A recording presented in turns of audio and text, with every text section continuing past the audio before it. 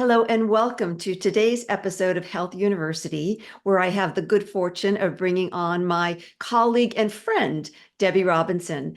Debi is a bone specialist, and she's going to talk to us in detail about the importance of paying attention to your bone health now so that you can pay attention to your baby's bones, so you can pay attention to the bones that will carry you into your future. She is a certified yoga therapist and a functional health coach on a mission to empower women with the knowledge that bone loss is reversible. And I really want to just restate that bone loss is reversible. After undergoing her own life-changing total hip replacement at age 51, she dedicated her career to helping women take charge of their bone health.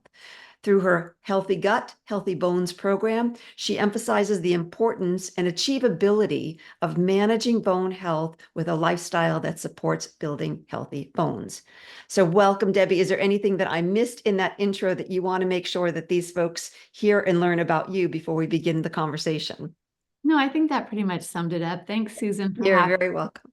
It's a delight to have you, and I will just speak from personal experience. I've taken, your course, a little bit of exercise, and this woman knows her stuff. I've had some conversation with her, so listen up, folks. You're about to get some really salient and important information. So, bone health as part of preconception care and prenatal care. Tell us why this is so important. Why should we even be having this conversation? Well, I think that whenever we focus on health and how can we be the healthiest versions of ourselves, I think the more we know and the more we understand, then the better choices we can make. And not to come at it from a scary or stressed out place, and now I've got to do this, and now I've got to do that, but rather, what does it take for us to be the healthiest, strongest, best versions of ourselves, whether that's to build babies, to build bones, to build healthy tissue, whatever it is. So the more information, the better. Absolutely. Yeah. So when it comes to bone health, my body broke when I was 50, and I had to think about bones way earlier than I probably would have. For most of us, the main time we think about bones is when we're around age 60. What I want everyone to realize is that we start to lose our bone density at age 35. That's important. Would you restate that, please? Because Yeah, around our mid 30s, our bone building slows down and our bone dissolving increases. And so when we can start to pay attention to what are the bone dissolving things that happen in our body, because those bone dissolving aspects are also things that break down our hormones and don't set up our body to be optimal for, especially for a pregnancy, for building a new human being, but also for maintaining us so that we show up at 60 and we're still able to do all the things we want to do in this life. Absolutely. So what might some of those bone dissolving insults be, and how do we mitigate them? So when we think of the word stress is when something is greater, that demand is greater than can be managed by the body. And so when it comes to bones, the three main areas, which are really the three main stress areas in all facets of health, you've got the musculoskeletal, which we would think of with bones, right? That's your physical body. How are you sitting? How are you standing? Are you working out enough? What's your posture and alignment like? Maybe we don't go into that place. And then the other thing that we think about where we don't, or the other areas are biochemical, which is all your metabolic stuff. And then there's a mental emotional. So that's where that word stress, we think of it more as a mental emotional thing, yet it's in all of those areas. Exactly. Exactly. We can't ignore stress exists. It is how we accept and embrace that it exists and relate to it so that we are not back on our heels or knocked down or taken out at the hip, so to speak, by this stress. And it's interesting that you say the word stress, because I also hear in the sort of gym world that we want stress on our bones and muscles for strengthening. So can you speak to the distinguishing factors of eustress and distress for bones? Yeah, and the thing is that stress can be our friend, so we want to use stress appropriately. So there are two things. You asked me about the dissolvers, and we'll get to that in a second. There are two things that we need to build and focus on our bones. So let's get to the top level. Okay, what are the two things I need? One of them is that musculoskeletal stimulation. We need to have strong muscles, strong lean muscles, in order to push and pull and create the appropriate stressors on our bones. So that would be exercise, movement. And it needs to be weight bearing, so not swimming or cycling, but something where your foot hits the pavement. It could be walking. Now, walking is going to be a certain level of a stressor, right? Not super elevated. And then it's other things like weight bearing exercise, things that we're doing with exercise. And we need to be careful that we don't do too much. So we can find Goldilocks in everything we do, right? The Goldilocks, the middle level, just right. Yeah. So when you want to create that right resistance, I mean, I'm a yoga therapist. I teach yoga. I think yoga is like the answer for everything. It can be. Yeah. I mean, as I said with you just off camera, all of these traditional medicines had their physical practice that was integral to the medicine. Yoga for the Ayurvedic practice was not separate from herbs and the other things. It was part of being living with the medicine. So yes, tell us more about yoga because I'm a fan of it as well. Well, and that just brings me to this aspect that we're whole body. And so if you look at the conventional Western medicine approach, they just look at us. They don't look at the mental emotional us, our mind body complex. Or they try to put a pill here or there, which just targets one thing, but not the 70 trillion other things. And the Eastern philosophies have looked, or even more ancient philosophies, any cultures that lived off the earth or the land or the intelligence of experience, it's the whole entire human. And that needs to be that when we're thinking about bone health, when we're thinking about fertility or anything, we need to think about all parts of us. It's not just here's 5 things you do or 2 things you do, or it's everything. Yeah. So it's not your labs. yeah, it's not your labs, yet your labs give you some information Data. that then gets you to make little tweaks here and there. I always say, like, if we were going to make a pot of soup, you don't just throw in the carrots, especially someone who cooks. I mean, maybe people who don't cook, they have to follow the recipes to a T. But at some point, you get to the place where you're tasting your soup. And that's where you start to make the adjustments, a little more salt, a little more pepper, whatever it is. So it is this balance inside. And all the things you do, the sleep, the movement, the food, the stress management, they all create the perfect internal harmony, or that homeostasis, which is what the balance. That is what our intelligent body is always trying to find, is Goldilocks. And Goldilocks is not static. It is ever in life. It's ever changing. So, we want to find that harmony, knowing that it is a practice. That's why we talk about the practice of yoga and, the practice of all of these things in life. Practice of life, practice of baby making, practice of bones preservation or strengthening. And so when you've got the physical aspect, you want to make sure it's appropriate exercise. And all day, every day. So I say, you've been brushing your teeth on your legs your whole life. Start brushing them on one leg. Cool. Start heating up your tea on one leg, or in a squat position. Yeah, start podcast guest hosting on one leg, or in a squat position. A squat position is probably one of the most powerful ways to create the stimulation to the glutes, or the larger lower body muscles, the leg muscles and the glutes, which are then going to preserve your pelvis, your hips. And I wonder if there's research on this, Susan, but the more dense, the more calcium rich, mineral rich your bones are, the better baby builder you're going to be when you are then building a baby, and Makes all sense. the minerals that they need. It makes sense. Yeah, so it's not just about me and my body. It's also, I mean, I have 3 kids. So these are things when I try to take as much care of myself as possible, because I knew that was important. So physical, you want to do enough and not too much. And I would say also, if you are in that place of 30s and 40s, you want to also make sure that you don't go too crazy with exercise, because you could be in the place of depletion. You got to go to appropriate level and not go to depletion. Right.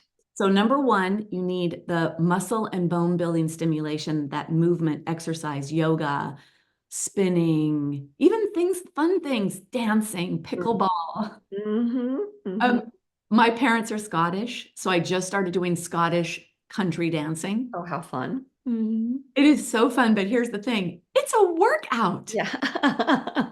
Doing these like sets and things, and we're bouncing, and you don't even stay on your feet, you're bouncing. Bouncing is actually good for bones. Mm-hmm. You're on the ball of your foot and you're moving around and kicking this foot out, and it's like skipping. Mm-hmm. And my heart rate gets up. I'm like, wow, this is a workout. Excellent. Excellent. So dancing. And so then that's one level. The other thing is you have to feed your bones what they Thank need. you. Mm-hmm. Let's So talk about that a diet, little more. Yep. yeah, diet becomes critical. Mm-hmm. And so with diet, I'm going to say that let's start with the bone dissolvers, Mm-hmm. which are dissolving in many other facets of health too. Gluten is not good for bone health. It's not good because it contributes to leaky gut, which is then going to contribute to inflammation, which is a root cause of bone loss.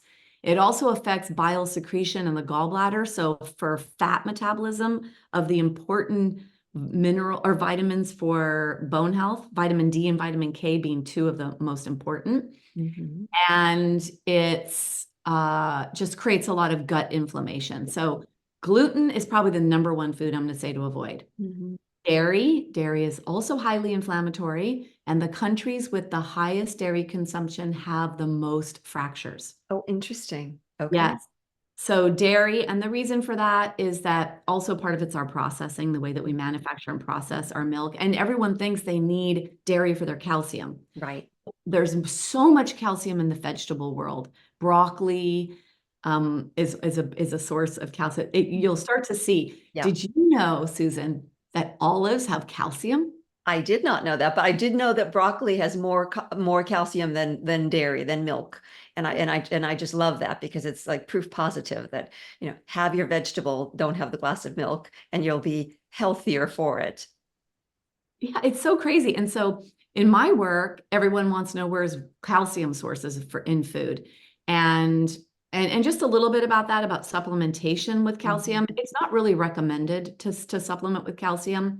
It's not recommended in the functional medicine space and in the place where we understand that relationship of calcium interaction in the bones, like that internal balance of calcium. So I would say to look for food sources. And there are a lot of rich calcium food sources. But olives was interesting to me. I'm like, what? I love olives. Like, yeah, I love them. Well, olives are also good for gut health, and gut health is really important for bone health, for baby health, for hormone health. So gluten is definitely not, dairy is a not, and sugar. Sugar is inflammatory as well.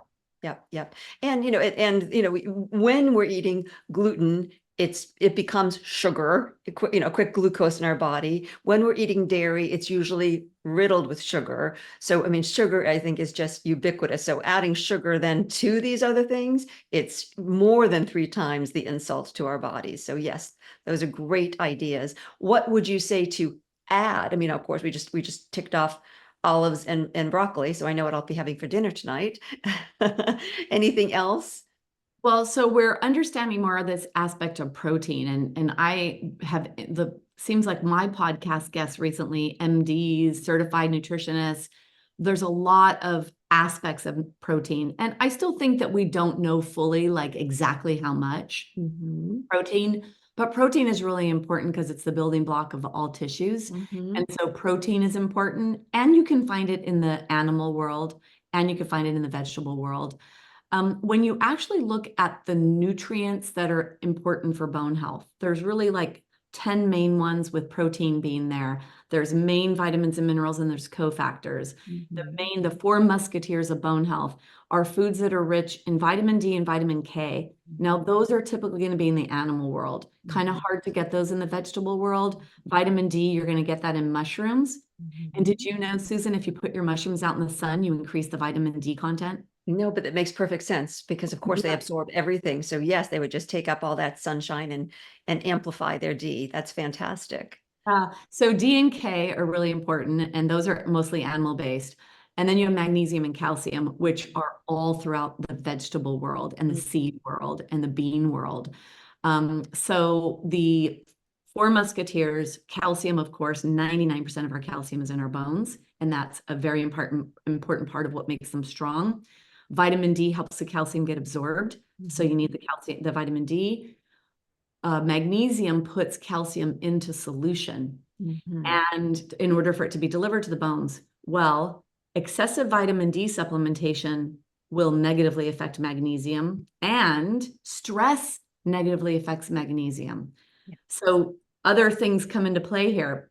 Magnesium puts that calcium into the solution, and vitamin K delivers the calcium to the bones. So those are like the four main players. Plus we have phosphorus, boron, manganese, and you could find these in vegetables, in seeds, in nuts, and in beans.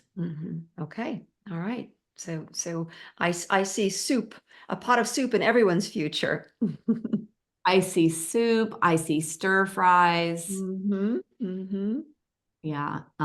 Salads. Fantastic. Thank you for sharing in our conversation here at Health University.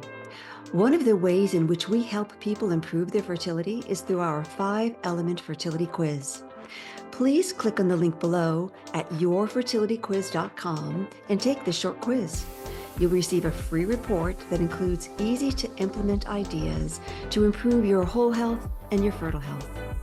Now let's return to our topic in today's episode. So we talked about stress. We talked about, the benefit of, that we need stress on our muscles to help build our bone. And we talked about we briefly talked about, so I'd like to go a little bit more in depth about what happens, with the whole cortisol pattern of what does cortisol do to the bones? Okay.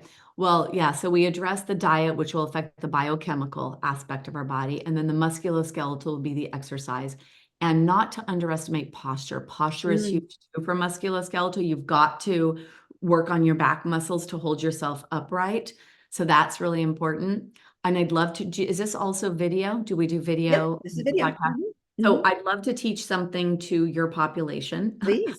It's interesting because once they do get pregnant, then they're going to have a harder time finding this. But if you take your left hand and you put it right underneath your heart, and if you take your right hand and you put it right at your belly button, I call this the safe spinal space. Safe spinal space. This place, that's where half of all the fractures that happen in the spine later on from osteoporosis occur here. So maintaining this space will put you in a nice postural position. And when your joints are aligned, that keeps the minerals in the bones. Okay, so that plays there. Now let's talk about the mental emotional. The mental emotional. So when I was doing my training as a functional health coach, I thought this was fascinating to learn about this whole pathway that our thoughts take from a thought, a worry, a fear, to the breakdown that happens inside our body that leads to diseases or stress or all of that. When we can't, whatever, breakdown in our body. So we have a thought in our brain. It's in the amygdala, the primitive brain, the back of the brain. It could be conscious, meaning you know what you're worrying about, and it could be subconscious. It could be from you today in this life and your experience in this life, or it could be from your mother, your grandmother. It could be the personality that you came in with because this is what you've learned and what they learned and they learned and they learned. Right. And we're a product of what our ancestors had to survive through, right? So the survivorship that's in us, the highly wired nervous systems that we come to this lifetime with is what we have. So we have a thought, and I like to think of it as horses in the gate at the horse race. They're in those metal gates, and they're all jumpy, jumpy, jumpy. And the minute the guy says, and they're off, the gate goes up and bam, they bolt. Well, when your thoughts start to bolt, when you get triggered by whatever you're triggered by, you set off a biochemical reaction in your body. First, it goes to your adrenals. And your adrenals are either making steroid sex hormones, bone, baby, hormone producing hormones, or it goes on the stress zone. And it'll stop making the anabolic building hormones and instead go to the catabolic stress hormones. So now if you're pumping out all this cortisol, it's because your body feels threatened. It feels like it's in danger. You've got to get out. This is the fight, flight, freeze zone. Mhm. When you have cortisol in your body, the primary job is it's an anti-inflammatory and it raises blood sugar. Right. So it'll break down your stores of blood sugar so that you now can get blood to go to your legs and get the heck out of here. Your brain stops functioning at a bigger, so it gets more precise. So you can look for where's the tiger? Where's the tiger? Where's the threat? Your eyes dilate, so your eyes go through something, and your body stops digesting. Mhm. So you're not digesting the nutrients that build and support your body. Mhm. When that happens, the elevated blood sugar, you now need your pancreas to secrete insulin. So now insulin is secreted in order to get the blood sugar into the cells. It's like the key that unlocks the door. When you have excessive insulin in your blood, now your immune system is like, uh-oh, what's going on? And now you trigger inflammation. Mhm. Mhm. Yep. Yep. Yep. And in the presence of all that insulin, we cannot burn fat. We cannot heal tissue. It really is about fight or flee. So therefore, I'm going to circle back and say, this is why the mind-body medicine of yoga in your field, Qigong, Tai Chi, walks in nature, socializing with a friend, but getting movement is all part of the medicine of living a healthy life. Yeah, and it's not even just that you have to go to a Qigong class or Tai Chi class or yoga. Meditation, the word meditation means that you're in the present moment. It's like taking the chalkboard of your mind that you've been scribbling on all day. I don't have this, I don't have that, I got to go here, I got to do. It's taking the eraser, erasing it, and bringing you and totally sensory immersing you in whatever you're doing. Mhm. What are the colors around you? What are the smells around you? What do you see? What do you notice? What's going on? That. So it doesn't have to be that you go to a class or you think you have to do anything fancy. Right, right. Just stop, drop, and meditate. Stop, Mhm. drop, and be present. Mhm. Beautiful. So it can happen at any time. So I oftentimes will say to someone whose lifestyle is such that, or whose habits have become such that the reflex to be in a fight or flight state is just more exercise. So it's a stronger reflex. I'll say, set your phone.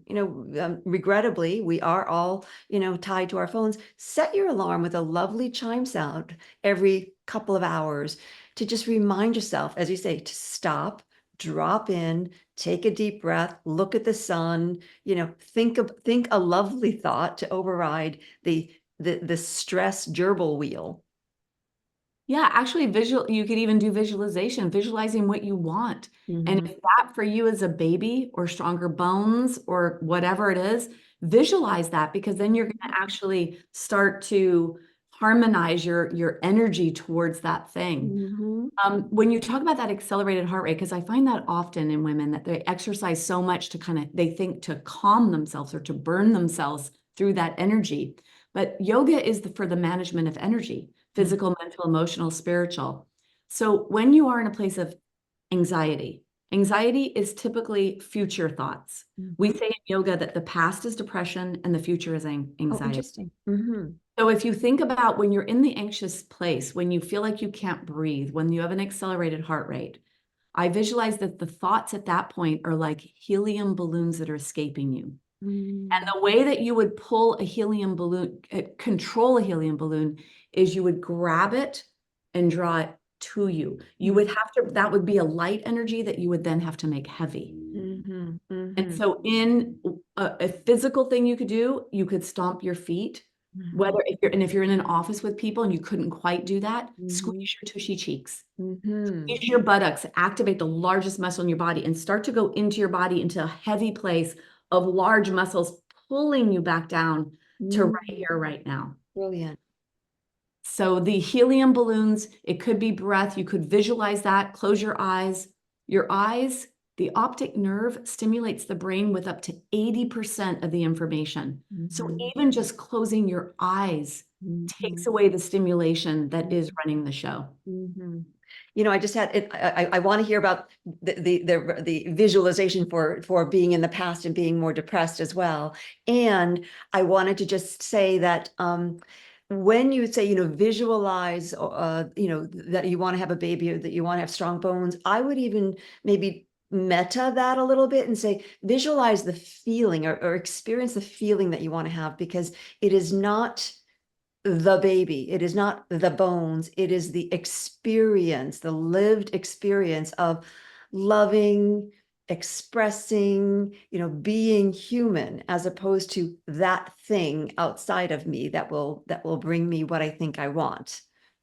And that brings us from one section of the brain to the other. We're either in the amygdala, back brain, baby brain, limbic brain, primitive brain, lizard brain. We're either there stimulating all of those biochemical reactions, or we come to the intelligent prefrontal cortical brain.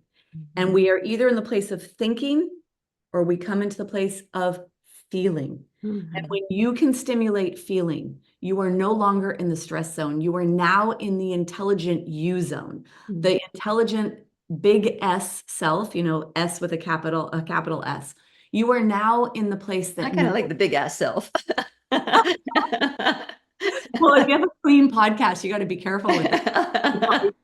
Well, on that note, so the Bible of yoga, it's called the sutras, the Yoga Sutras. That's what most Western yoga is formed on. And there are 195 or 96, depending on which version, slokas or aphorisms. They're super rich lines of the pathway to liberation from suffering, which is the goal of yoga. So this book, and the very first line says, "Now is the time for yoga." The second line says, "Chitta vritti nirodha," because chit, C-H-I-T, are the mental fluctuations. Those are the thoughts. So we say chitta vritta, so it's stop the chit.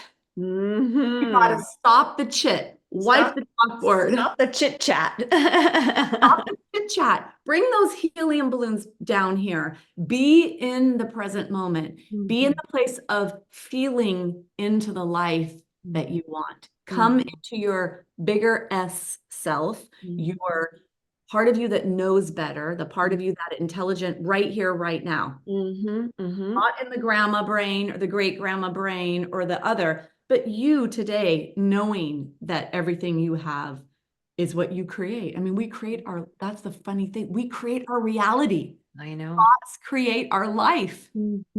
Yep. It is all energy. Our thought is energy that will become form as we, keep thinking that thought. We keep, manifesting, literally manifesting, or we're manifesting the thing into a form. Nothing ever existed that wasn't first a thought or energy. So we have this agency over how we want to step into our next breath, our next moment. So I love, love, love this. I'm aware of time. I want to make sure that in my chit-chatting that I'm not leaving you from delivering any pearls that you want to make sure that the listeners are able to take away. So I'm going to zip it and let you wrap it up here with any pearls that you would like to make sure the listeners have as takeaways. Okay, so my terminology I use, because I specialize in bone health, is we're either building or dissolving, building or dissolving. So for me, it's bones, but I'd like to take that bigger. We're either building health or dissolving health. And so we talked about the biochemical pathway of breakdown, where you put yourself in that elevated blood sugar, elevated insulin. This is where type 2 diabetes, insulin resistance comes into play. So that's dissolving, dissolving, dissolving. So we need to have more building habits. And that is the present moment, using breath, whatever it is for you. Smells, like essential oils, can be very present moment. And essential oils, it's like the nectar or the heart and soul of the flowers. Like, it's beautiful that they're giving us their heart and soul. So whatever you could do to be present moment, to manage your mental energy, whatever you could do to build with your food and not dissolve with your foods, whatever you can do to build with movement and exercise and not break down and dissolve with exercise. And every day, all day, we are in charge and in control of how we think, how we move, and what we eat. And that's all we're in control of. I mean, that's the illusion that we are in control of anything outside of ourselves is just that, an illusion. So, really, I think that you and I are on the same cheerleading squad saying, use the tools that are, I'll use the term God-given, universally given, that are innate to you as a human being to support your life and your health and the health of your bones and the health of your baby and the health of the future that you want to co-create, not just from your own body or uterus, but truly the larger community, the future that you want to help co-manifest. I will say one little thing about the essential oils, in that I want listeners to be able to distinguish between fragrance, which is toxins, and true essential oils. Also between, vegetables and organic, or, pasture raised or wild caught. And I know that there is a cost, if you will, a financial, up level to these things. But the fact is, for our nutrition, we need less of these things if we're having them that are more nutritious. We'll glean what we need from less, meat protein sources, or less quantity of vegetable if we're having it from a nutritious source. So do the best you can, and be aware of that, clean 15, dirty dozen. And then, again, every little bit that you can do will give you more agency, more engagement in your life and your health, your bones and your baby. So with that, again, unless there's something more you want to add, I want to make sure we leave this on the note that you feel like you've gotten to impart all of your wisdom, Yeah, I or mean, some of it. I love the word co-create that you just said. We are co-creating. We are in charge of that. It's us, and us. Mm-hmm. I love that. We're in more power than we realize. Yeah. And sometimes I think we feel that we're not in control or power, but we are. So Mm-hmm. more building and less dissolving. Beautiful. All right. Well, I would say there's a mantra. Put that on a Post-it note and put it on your mirror when you wake up in the morning, on your refrigerator door, in your car, have it be your screensaver, all of that, just as a lovely reminder. In your phone, if you want to do that little chime thing, more building, less dissolving, because we're building the future that we want to, the present, which will become the future that we want to build. Debi, thank you so very much for coming and joining us today. I think that this has been a real enriching and strengthening conversation, and I'm so grateful to you. All of Debi's information, people, will be in the show notes, so you can access, her if you have questions pertinent to this or anything else that has to do with strong bones. She's your resource. And so with that, we'll call this one a wrap, and I will say, have a wonderful day. And at this point, we say, at Health University, class dismissed.